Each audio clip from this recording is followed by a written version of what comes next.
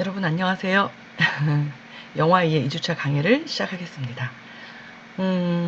이번 시간에는 이제 첫 시간인데 오리엔테이션 이후에 영화란 무엇인가 라는 주제로 얘기를 해볼까 해요. 여러분 영화를 다 너무너무 좋아하시고 또 자주 보시겠지만 진짜 영화 뭐라고 생각해? 이렇게 질문하면 딱히 답변하기도 쉽지는 않을 것 같아요.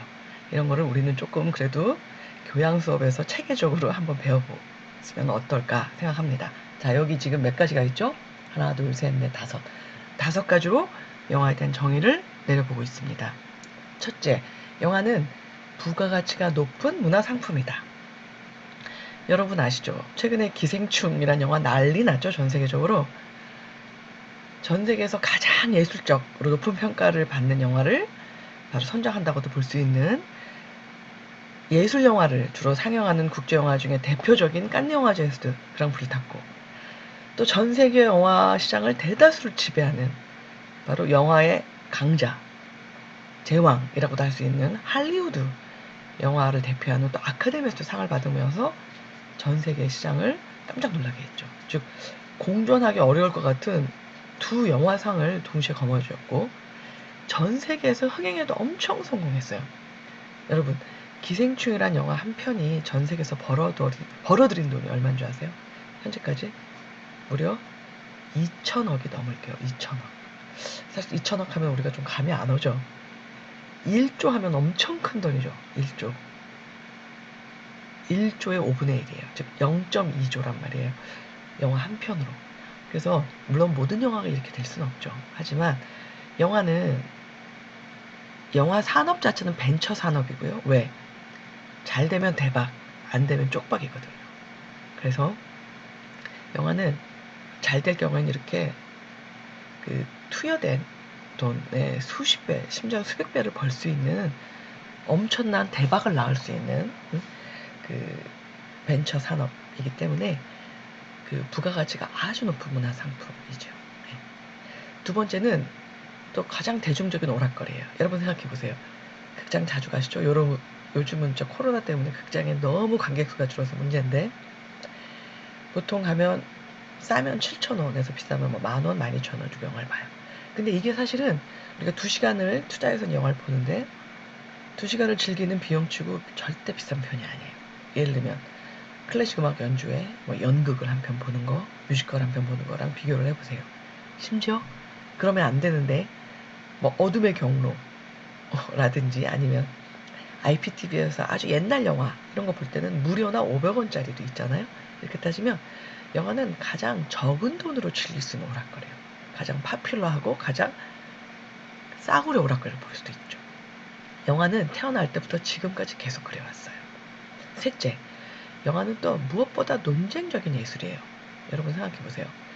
최근에만 해도 한국 영화를 둘러싸고 여러 논쟁이 있었거든요. 전에도 말씀드렸듯이 뭐 VIP를 둘러싼 여혐 논쟁, 최근에 나란 말싸미를 둘러싼 그 세종대왕의 한글 창제를 둘러싼 진실성 여부 논쟁, 뭐 이런 식으로 하여튼 요즘은 좀 달라졌는데 전에는 영화를 둘러싼 논쟁 중에 가장 많은 게 외설 논쟁이었어요. 너무 야하다, 너무 벗겼다, 그래서 상영하면 안 된다 이런 논쟁이 많았는데 요즘은 그런 것보다 아주 논쟁이 다양화돼서 말했듯이 여성 혐오적이다, 또 역사적 진실을 왜곡하고 있다, 뭐 이런 식의 논쟁들이 많죠.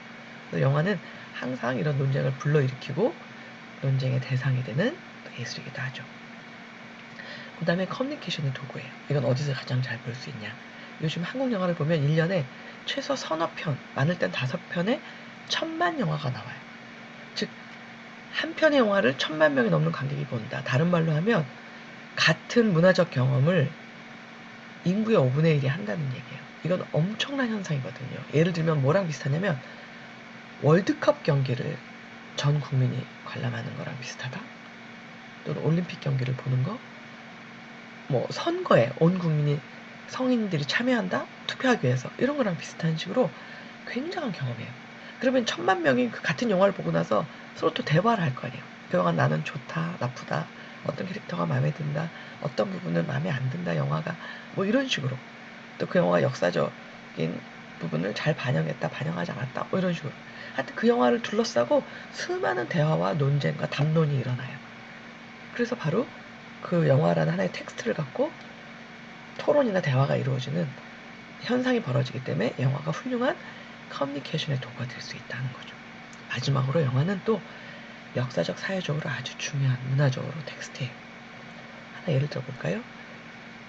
몇 년 전에 1000만 영화에 등극했던 택시 운전수라는 영화를 한번 생각해 보세요. 그 영화가 뭘 다루고 있죠? 바로 80년 광주에 대해서 다루고 있어요. 근데 특히 요즘 젊은 세대들은 80년 광주라는 역사적 진실에 대해서 그렇게 잘은 모르셨을 거예요. 근데 이 영화 한 편을 통해서 많이 알게 됐죠. 몰랐던 광주에 대해서. 즉 물론 교과서에서도 광주를 다룰 거예요. 아주 몇 줄 또는 한두 페이지로. 근데 이 2시간 가까운 영화를 갖고 그 어떤 매체나 어떤 텍스트보다 젊은 세대에게 광주에 대한 아주 훌륭한, 아주 효과적인, 가장 인상적인 역사 교육이 이루어졌는지도 몰라요. 또는 몇 년 전에 350만 명의 관객을 동원했던 귀향이라는 영화가 있었어요. 즉 위안부 할머니들의 이야기를 다룬 이 영화가 아주 저예산 영화고 알려지지 않은 감독과 스텝 배우들이 만들었는데 무려 350만 명의 관객들이 감상을 하면서 여전히 한국사에서 풀리지 않은 위안부 이슈를 아주 활발하게 논의하게 됐거든요.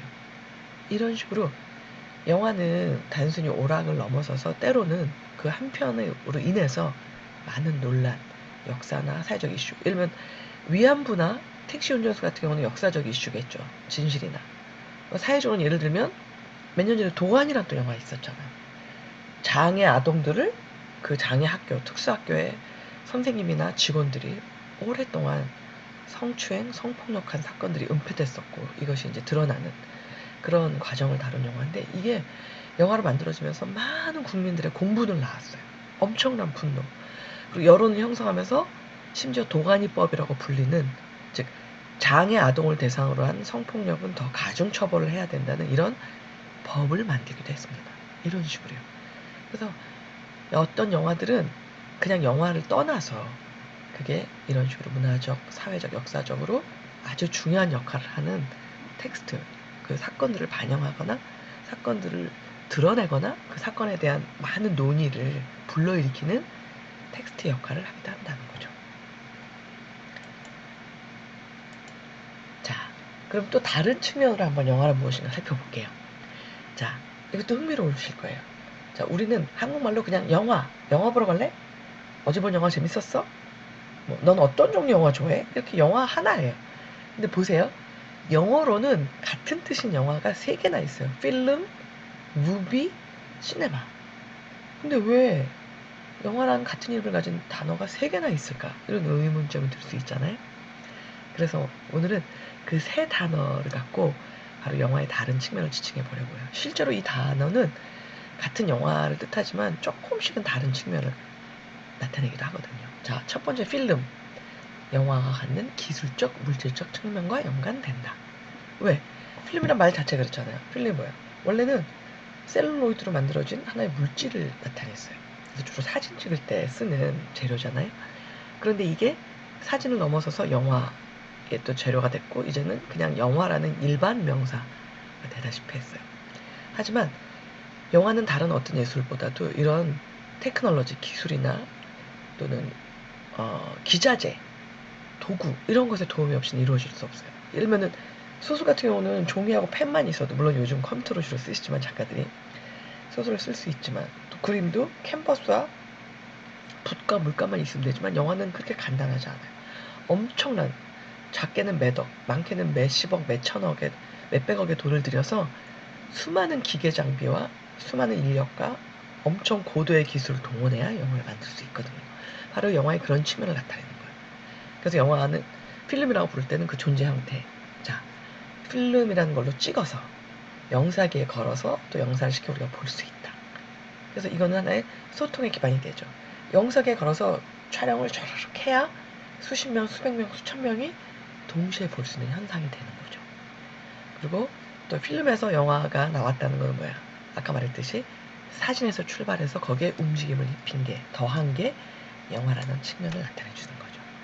그래서 필름이라고 영화를 지칭할 때는 이런 영화가 갖는 기술적 물리적 측면을 나타낸다면 무비라고 부를 때는 영화가 또 역시 아까 산업이란 측면 얘기를 했잖아요. 부가가치 높은 상품, 바로 이런 측면, 영화관은 경제적 그리고 그와 연관된 이데올로기적 측면을 나타낼 때 주로 쓰는 거예요. 자, 영화는 아까 말했듯이 엄청난 돈을 들여 만들어. 왜 만들까? 돈 벌려고 만드는 거예요. 내가 요즘 한국 영화 평균 제작비가 한 50억에서 70억 사이? 그만한 돈을 들일 때는 그 이상의 돈을 뽑기 위해서 만드는 거예요. 그래서 어떤 영화들은 뽑기도 하지만 어떤 영화는 망하기도 하죠. 영화는 철저하게 관객을 겨냥해서 만들어지는, 즉 소비를 지향하는 하나의 상품으로서 만들어져요. 근데 이런 영화의 상업성과 또 뗄 수 없는 게 영화 이데올로기예요. 왜?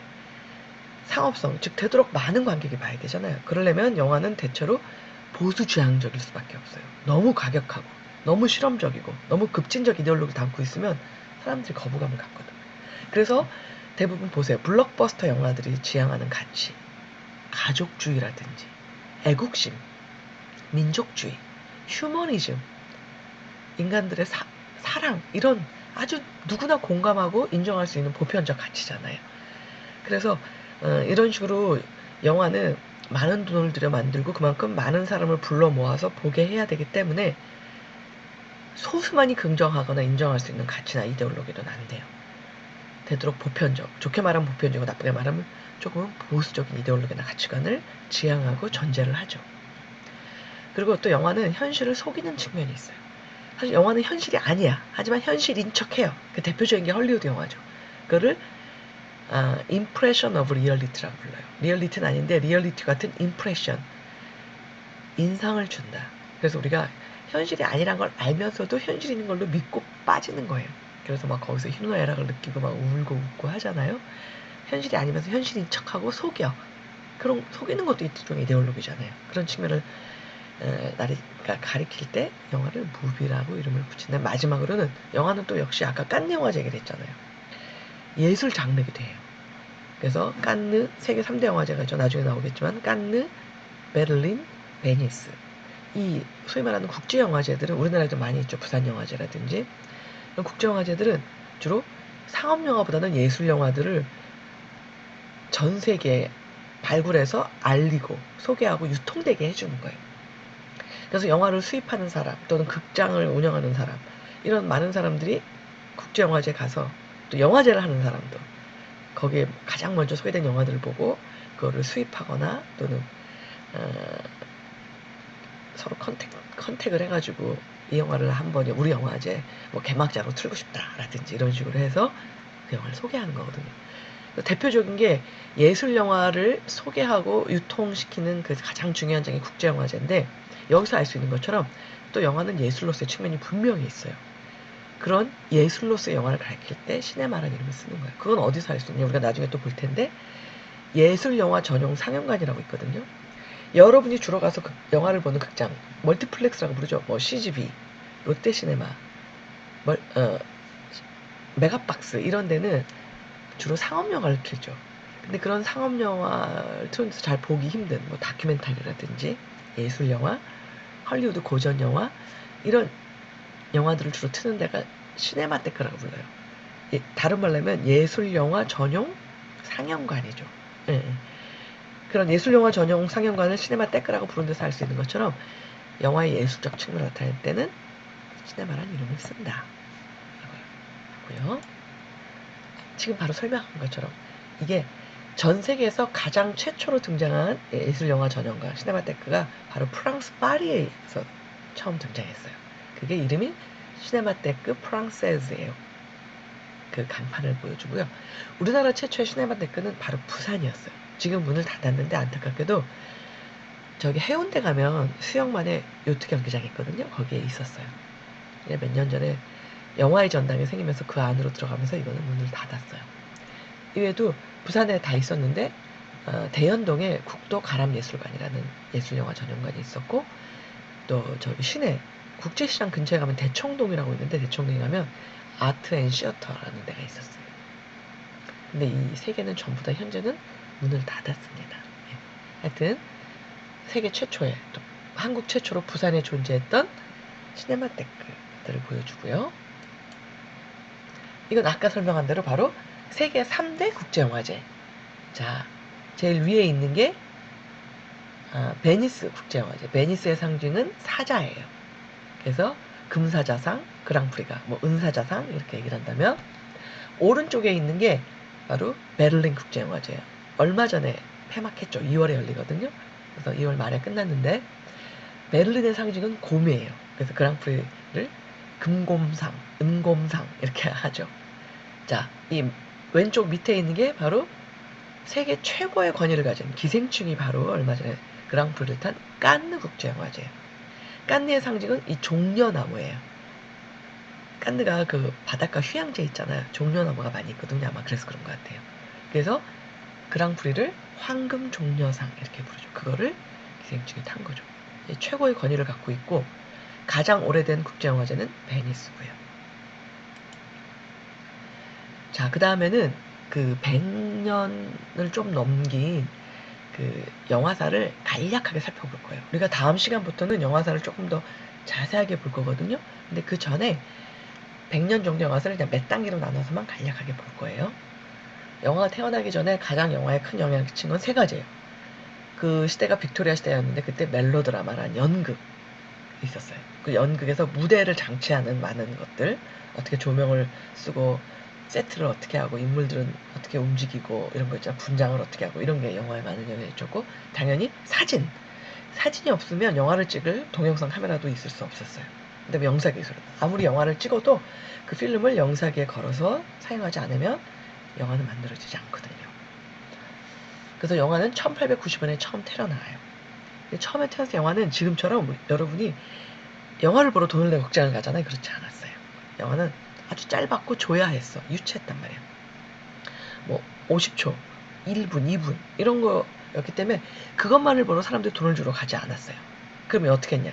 뭐 서커스를 한다든지 만담 쇼를 한다든지 보드빌 쇼를 한다든지 이렇게 다양한 그냥 쇼를 할 때 막간에 잠깐 영을 돋구기 위해 트는 보조적 프로그램이었어요. 근데 아주 빠른 시간 내에 봐요. 1903년 한 8년 만에 영화만을 보러 가게 돼요. 독립된 하나의 오락 제도가 되는 거예요. 아주 빠르죠. 8살 만에 벌써 걷고 뛴다는 이런 의미가 되는 거예요. 그래서 1905년에 영화만을 사용하는 영화 극장이 생기고 10년대부터 장편화, 즉 지금과 같은 90분짜리, 120분짜리 장편 영화 등장해요. 요게 나오는 참고 영상들은 다음 시간에 보도록 하겠습니다. 이거는 초창기에 그 영화 등장하기 전의 모습이에요. 이런 것들이 이제 영화 등장하기 전에 영화를 대신했던 시각적 장치들이고, 이거는 그 초창기 영화들의 필름을 모아본 거예요. 이렇게 인체의 움직임을 담아내거나 춤추는 거, 새가 나는 거, 말을 타는 거 이런 거를 찍어서, 이제 초창기의 영화는 사실은 뭐 스토리텔링, 서사 이런 거보다는, 이야기보다는 이렇게 움직임을, 아까 사진은 정지 상태만 보여준다면, 영화는 정지를 넘어서서 움직임을 보여줄 수 있구나, 이거에 이제 만족하는 거였기 때문에 이런 움직임에 초점을 맞추고 이제 영화가 촬영됐다는 거죠. 여러분 여기 보이시죠? 어떤 남자가 재채기를 하죠. 이 영상이 뭐냐면요. 자, 바로 여기 있는 사람이 에디슨이에요. 사진 카메라 말고 정지를 찍는, 동영상을 찍는 동영상 카메라를 최초로 발명한 사람이 바로 발명왕 에디슨이었어요. 이 에디슨과 그 조수거든요. 에디슨이 그 동영상 카메라를 최초로 발명했는데 그게 바로 여기 나오는 키네토스코프예요. 키네토그라프. 이걸로 찍고 보는데, 그 키네토그라프를 이용해서 찍은 최초의 동영상이 바로 이거예요. 자기 직원인 남자가 재채기하는 몇 초짜리 장면을 찍은 게 최초의 동영상이었어요. 인류에게 있어서. 그래서 이 키네토그라프와 키네토스코프의 단점은 이게 크기가 엄청나요. 엄청 크고 이런 식으로 한 명만 볼 수 있어. 줄 서가지고. 얼마나 불편하게, 이렇게 지금 이 사람과 같은 자세로 1시간 반, 2시간 영화를 볼 수 있겠어요?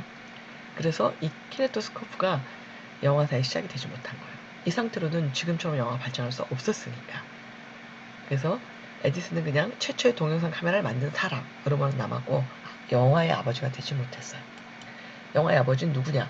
바로 여기 나오는 류미엘의 형제예요.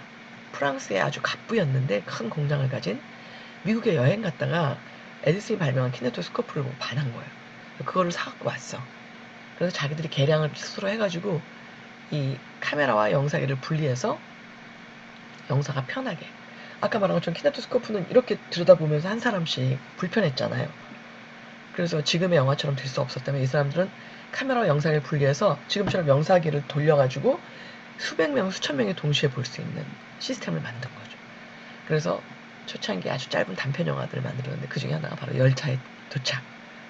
영화라고 할 수도 없죠. 지금 뭐야? 기차 플랫폼, 기차 여기다 카메라를 세워놓고 기차가 쭉 들어오는 걸 찍은 거야. 그리고 사람들이 내려서 각자 돌아가는 거 집으로.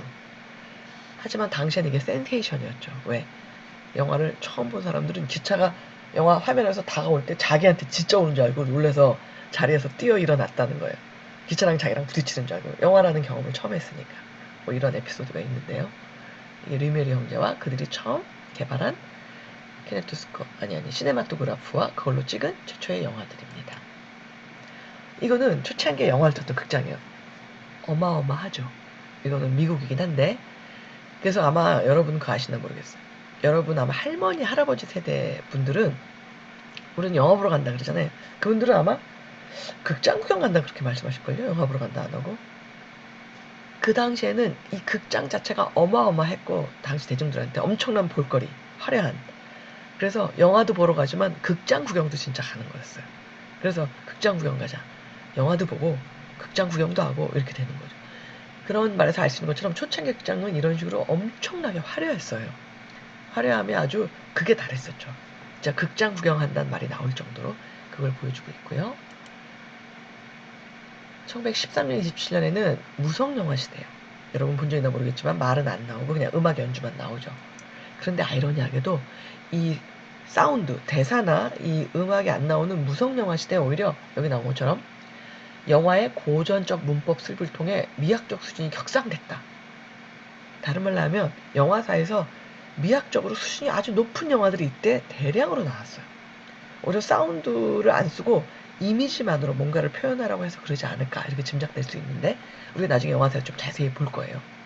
대표적인 게 독일 표현주의 영화, 소련의 몽따주 영화, 프랑스의 아방가르드 영화 등 각 나라별로 가장 수준 높은 무성 영화들이 만들어졌어요. 그런데 또 하나 특징은 이 시기가 1차 대전 시기잖아요. 1차 대전 끝날 때쯤 미국 영화가 이때부터 세계 영화 시장을 지배하기 시작해요. 무려 세계 영화 생산의 85%를 차지한다라는 거고요. 28년, 46년 요 사이는 사운드가 도입되고 할리우드가 세계 시장 지배를 완성하게 되는 시장이에요. 헐리우드 고전 영화 시대라도 불리고요. 그리고 헐리우드에서는 영화의 그 산업의 3대 분야인 제작, 그 다음에 상영, 배급 이렇게 있는데 이 세 개를 몇 개의 회사가 독점했었거든요. 근데 그게 위헌이다. 독점금지법에 따라서 이렇게 하면서 분리됐던 그게 중요한 사건이고 나중에 자세히 볼 겁니다. 영화사에서요. 이게 독일 표현주 영화의 대표작 닥터 칼리카리 박사의 밀실, 소련 몽따주 영화의 대표작 전함 포텐킨, 또 프랑스 그 아방가르드 영화의 대표작 안달루시아의 게 이런 대표작들의 포스터고요. 이거는 최초의 무성 영화인 바로 알 존슨의 재즈 싱어라는 영화의 포스터예요. 최초의 유성 영화입니다. 1959년의 가장 중요한 특징. 이때 미국 가정에 다 TV가 보급돼요. 그래서 어떤 일이 벌어지냐. 극장의 관객이 절반 이상 떨어지는 거예요. 이제 사람들이 영화를 보러 가다 안 가고 TV 앞에 앉게 되는 거죠. 이런 TV의 도전으로 영화 산업이 큰 위기에 요즘 코로나로 영화 산업 위기에 몰렸거든요. 사람들이 영화관에 안 가잖아요. 이때도 심각한 위기에 빠졌던 거예요. TV 때문에. 그래서 TV와 경쟁하기 위해서 여러 시도들을 해요. 와이드 스크린, 점점 더 큰 화면을 만들어서 TV로는 느낄 수 없는 걸 느끼게 해준다든지 또 3D 입체 영상이 이때도 등장하고 이런 식으로 또 영화의 국제주 시대라는 건 이제 할리우드 중심만이 아니라 전 세계 각각 나라에서 독특한 개성과 스타일을 지닌 영화들이 등장하기 시작해서 영화가 풍부해지는 거죠. 그러면서 헐리우드의 지배력이 약화됐다. 자, 60년대, 80년대는 전 세계 공통된 특징이 바로 뉴 웨이브 시대라는 거예요. 무슨 얘기냐? 각 나라별로 특이하게 그때까지의 영화의 흐름을 부정하면서 새로운 영화의 흐름이 등장해요. 미학적 이데올로기적, 정치적으로. 이게 왜 그러냐면 제가 볼 때는 이미 60년대라는 게 전 세계적으로 혁명의 시대였어요. 모든 나라가. 우리나라도 봐요. 4.19 혁명이 언제 일어났냐면 바로 1960년에 일어났잖아요. 물론 1년 만에 5.16 군사 쿠데타로 무너지긴 하지만 그 혁명이 그만큼 혁명의 기운이 높았던 때예요. 전 세계 그랬거든요. 아마 그래서 영화도 마찬가지로 영향을 받아서 영화의 혁명이 일어나는 것 같아요. 그게 바로 뉴웨이브예요. 기존의 영화들은 낡았다 라고 선언하면서 새로운 영화 시대를 만들어가는 거죠. 여기 뒷받침됐던 게 카메라와 사운드 기술 발전하면서 카메라도 점점 소형화되고 사운드 녹음도 점점 쉬워지고 이런 것도 뒷받침됐고요. 또 작가주의라고 아주 뚜렷한 개성과 세계관을 지닌 그 거장 감독들이 태어나는 거죠. 각 나라별로. 그래서 작가라고 불리는 감독들이 등장하고 또 영화가 이제 단순히 오락, 예술만이 아니고 정치적, 사회적으로도 중요한 어떤 것이다. 라는 그렇기 때문에 영화를 만든 사람들은 책임감을 가져야 된다. 이런 인식들이 생겨나고요. 또 헐리우드를 중심으로 영화 산업이 어떻게 되냐면 어떤 영화사는 소니에 팔리고 어떤 영화사는 코카콜라에 팔리고 뭐 이런 식으로 되면서 거대한 기업의 한 계열사가 돼버려요. 즉 여기처럼 복합기업의 일부로서의 영화산업이 편입되는 이런 현상이 이때부터 시작되고요. 1980년에서 현재 이르는 꽤 오랜 기간인데 이제 영화는 점점 번영하고 있어요. 그것과 동시에 가는 게 바로 헐리우드가 세계 영화 시장을 지배하는 게 점점 심화되고 있다는 거죠. 그래서 영화는 이제 예술과 산업, 오락과 정보 매체를 전부 다 아우르고 있어요. 그리고 영화 산업은 다국적 기업의 사업 다각화 전략의 일환이다. 그래서 말한 것처럼 월트 디즈니, 소니사 이런 거대한 뭐라 해야 되나요? 기업들이 전 세계 시장을 지배하는 데 있어서 영화가 가장 중요한 역할을 하는 천병 산업의 역할을 한다고 볼 수 있는 거죠. 할리우드 예를 들어 말씀한 것처럼 영화는 여러 번 위기를 맞았어요. 나중에 자세히 보겠지만 처음에 사운드 도입 때도 그랬고 TV에 등장해도 그랬고 비디오 등장 때도 그랬고 여러 번 위기를 맞았지만 그 위기를 오히려 극복하면서 영화를 더 번성시키고 또 뭐라 해야 되나 이익을 더 많이 내는 방향으로 갔습니다. 오늘 강의는 여기까지 하고요. 이게 이제 그 TV 등장 이후 바로 TV 앞에 모여있는 미국의 그 사람들을 보여주는 거죠. 이렇게 TV 앞에 3, 4 모여들면서 미국의 평범한 사람들이 극장에 안 가게 됐다. 이런 걸 말해주는 거고 이거는 바로 60년대에서 80년대 사이에 등장한 뉴웨이브의 대표적인 흐름을 보여주는 거죠. 여기는 이태리에 등장했던 네오리얼리즘. 이거는 프랑스에서 등장했던 누벨바그라고 불렸던 뉴웨이브. 이거는 독일에 등장했던 뉴저만 시네마. 그 흐름들을 보여주는 거고요. 자, 여러분한테 과제를 알려드릴게요. 이제 저희가 이 온라인 동영상 수업으로 대체되면서 25분 동안 제가 강의를 하고 여러분이 25분 동안은 온라인 다른 동영상을 보셔야 돼요. 제가 권하는 거는 바로 이겁니다. 여러분 K무크라고 아세요? 바로 정부가 추진하는 그 무료 온라인 공유 동영상들이죠. 강의 동영상들. 그래서 전국 각 대학에서 강의를 잘 하시는 교수님들이 나서서 무료 강의를 제작하시고 그거를 모든 국민들이 누구나 무료로 동영상을 수강할 수 있는 그런 게 K무크입니다. 여기에 지금 엄청나게 많은 좋은 강의들이 있는데요. 제가 보니까 지금 제가 하는 이 강의 영화 이해와 관련해서 좀 추천하고 싶은 강의가 바로 이 강의더라고요. 건양대학교의 김형곤 교수님이 강의하시는 역사가 영화를 만났을 때. 그래서 예를 들면은 트로이, 뭐 글래디에이터 뭐 이런 식으로 여러분이 아마 봤을 것 같은 아주 유명한 헐리우드 영화나 이런 식으로 대중적 영화들을 갖고 그 영화가 그리는 역사적 사건, 인물, 배경 이런 걸 설명해 주시는 아주 흥미로운 그래서 영화를 통해서 역사 공부를 할 수 있는 재미있는 수업이더라고요. 그래서 이 수업을 쭉 들으시면 될 것 같은데 오늘 첫째 주에는 이 수업의 첫째 수업이 바로 영화 트로이거든요. 그래서 바로 그리스 로마 신화에 나오는 트로이 전쟁 있잖아요. 그 트로이를 다루고 있는 영화인데 아주 재미있죠. 유명한 배우들도 많이 나오고요. 그 브래드 피트라든지 그 첫째 주 트로이 강의를 들으시면 될 것 같습니다. 동영상 강의를 들으시고 거기 퀴즈도 있거든요. 퀴즈 푸시고 하면 될 것 같습니다. 그러면 두 번째 강의, 영화란 무엇인가 강의는 이것으로 마치도록 하겠습니다. 여러분 들어주셔서 고마워요. 다음에 만나요.